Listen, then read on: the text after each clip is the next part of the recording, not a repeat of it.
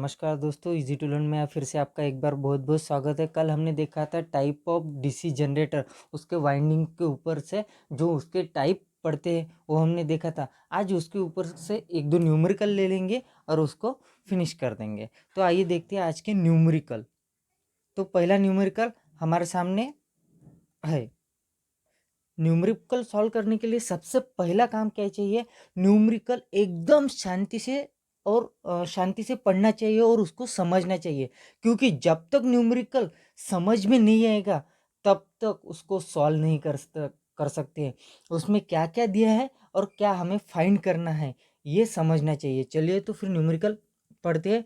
A shunt generator delivers the 450 ampere at 230 volt, and the resistance at the shunt field and armature are 50 ohms and 0.03 ohm respectively. Calculate the EMF.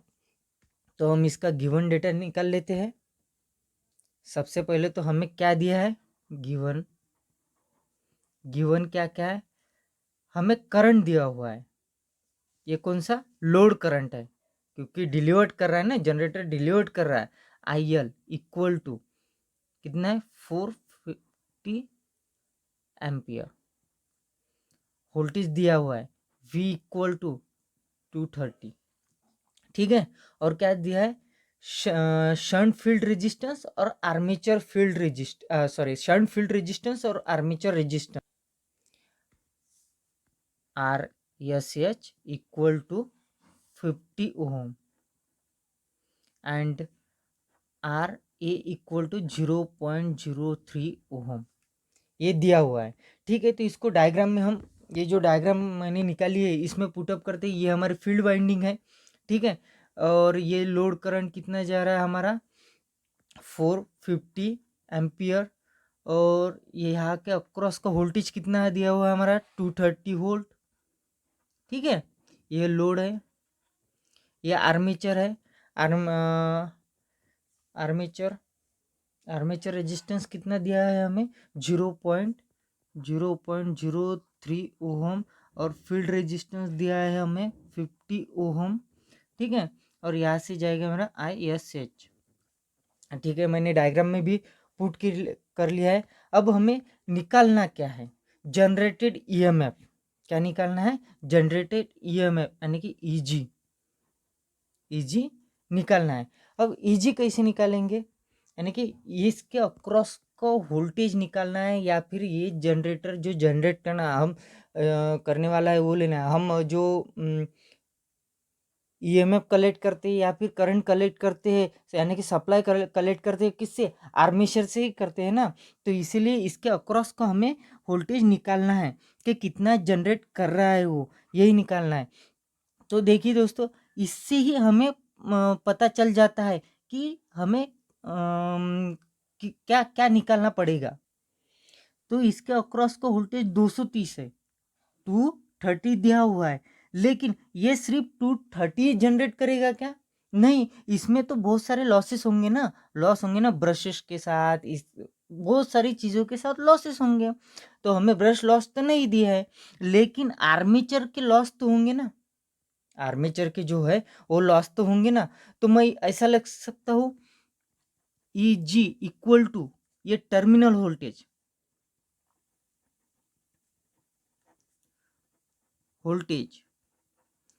Plus voltage drop, armature drop, इसके across ये देखिए, इसका resistance दिया हुआ है हमें armature का 0.03 ohm.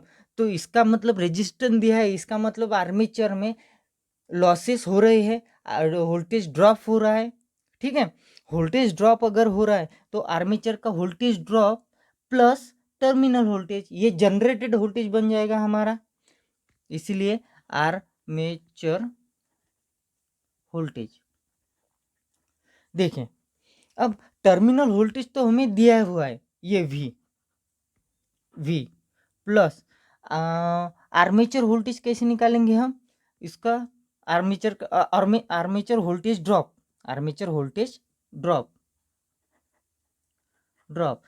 कैसे निकालते हैं, IA RA, ये हो गया था हमारा, ठीक है।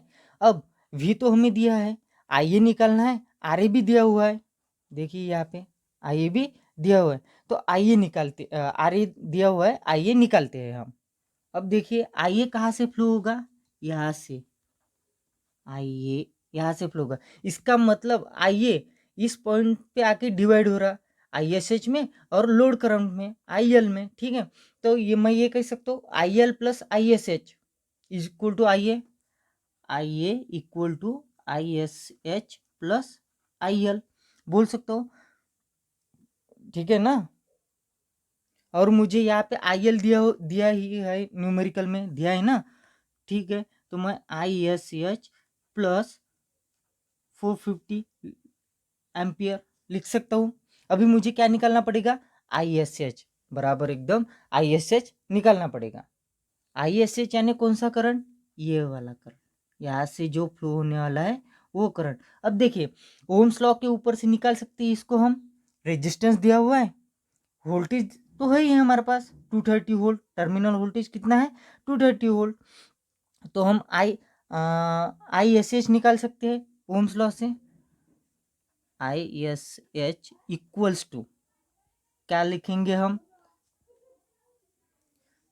230/50 इक्वल्स टू ये आ जाएगा 4.6 एम्पियर, ठीक है। ये मेरा आई एस एच भी हो गया। अब मैं क्या कर देता हूँ, आई एस एच में उसकी वैल्यू डाल देता हूँ, इधर लिख देता हूँ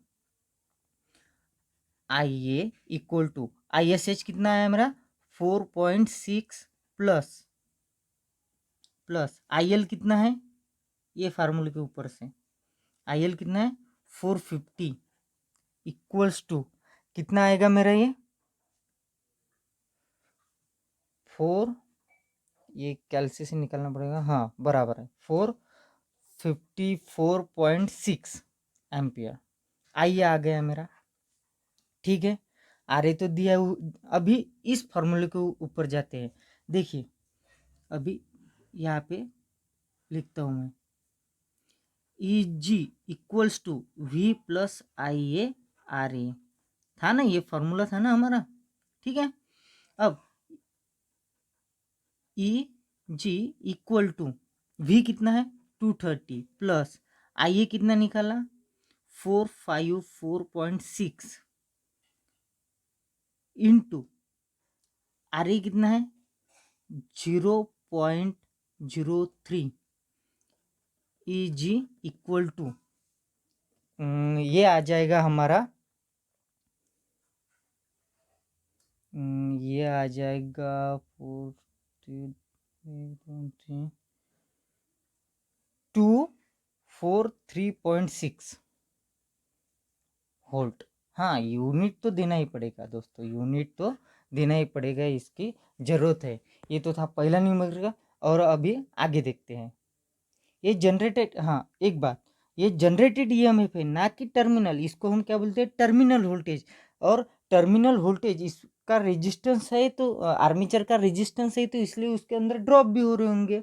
तो इसने जनरेटेड कितना किया, क्योंकि जनरेट करेगा कुछ लॉस होगा उसके बाद हमें मिलेगा ना, बराबर है जनरेटेड ईएमएफ जितना जनरेट होगा उसमें कुछ लॉस होगा उसके बाद हमें मिलेगा, जो हमें मिलने वाला है वो टर्मिनल प्लस लॉसेस, ये हमने निकाल दिया, टर्मिनल वोल्टेज प्लस लॉसेस, ये हमने जनरेटेड ईएमएफ निकाल दिया। नेक्स्ट देखते हैं a long shunt compound generator delivers a load current of 50 ampere at 500 volt has armature series field and shunt field resistance is 0.05, 0.03 to 250 ohm respectively. Calculate the generated voltage and armature current, allow 1 volt पर brush for contact drop, यहाँ पे brush का contact drop दिया है। तो चलिए देखते हैं हमें क्या निकालना है, वोल्टेज जनरेटेड वोल्टेज ईजी निकालना है, आर्मेचर करंट निकालना है, यानी कि पिछले जैसा एग्जाम्पल था उसी में उसी के जैसा ही है, सिर्फ हमें क्या निकालना है यहाँ पे, सॉरी हमें क्या दिया है, वोल्टेज ड्रॉप एक्स्ट्रा में दिया है। ठीक है, अब देखते हैं, पहले तो गिवन लिख लेते हैं। गिवन क्या दिया हुआ है, टर्मिनल वोल्टेज दिया हुआ है कितना, 500 वोल्ट। ठीक है, करंट भी दिया हुआ है, load current IL equal to 50, IL equal to 50। चलो मैं गिवन डेटा इसमें लगा देता हूँ, इसमें डायरेक्ट लगा देता हूँ। ये दिया है हमें 50 वोल्ट, सॉरी 500 वोल्ट, 500 वोल्ट ये लोड है, और IL कितना दिया है हमें, 50 एम्पियर। IL कितना दिया है, 50 एम्पियर। अब सीरीज फील्ड कितनी दी है, 0.03 ओहम।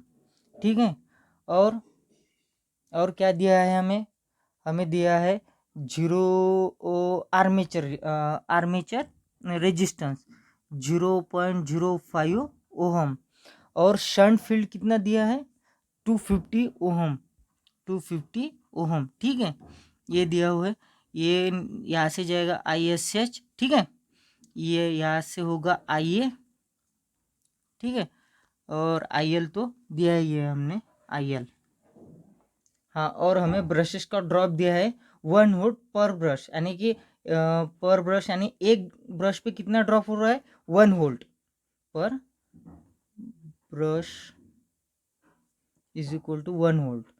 एक ब्रश पे हमारा वोल्टेज ड्रॉप होने वाला है, वो कितना होने वाला है, 1 वोल्ट। ठीक है, अभी सिंपल है, पहले हम वोल्टेज, पहले और सॉरी निकालना क्या है हमें, वोल्टेज EG निकालना है और IA निकालना है। ठीक है, तो जैसे हमारे पहले न्यूमेरिकल में हमने EG निकाला था, उसी तरह हम IA और EG भी निकाल सकते हैं। चलो, EG का फॉर्मूला क्या है, क्योंकि उसमें ही IA निकल जाएगा हमारा। EG का फॉर्मूला क्या है, V यानी कि terminal voltage plus IA RA। ये क्या हो गया, voltage, terminal voltage plus armature drop.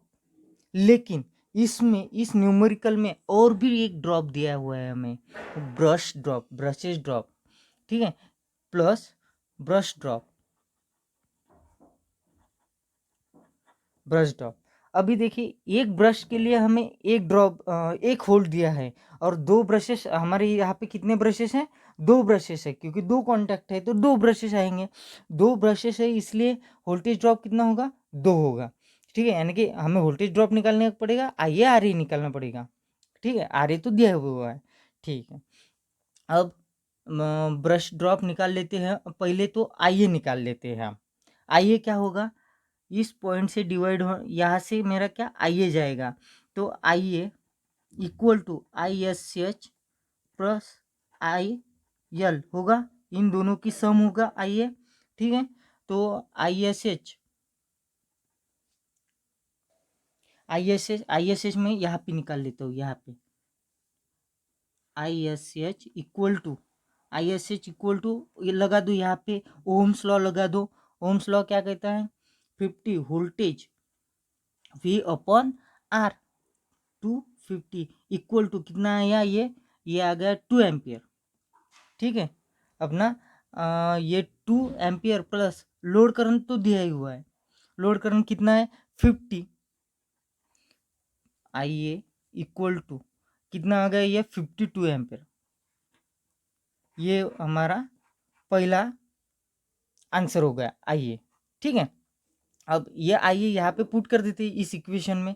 EG equals to V कितना दिया हुआ है, 500 volt terminal voltage, plus IA कितना दिया है, निकाला हमने 52, IA 52। ठीक है, इनटू RA कितना है, RA 0.05 ओहम। ठीक है, अब brush drop plus brush drop.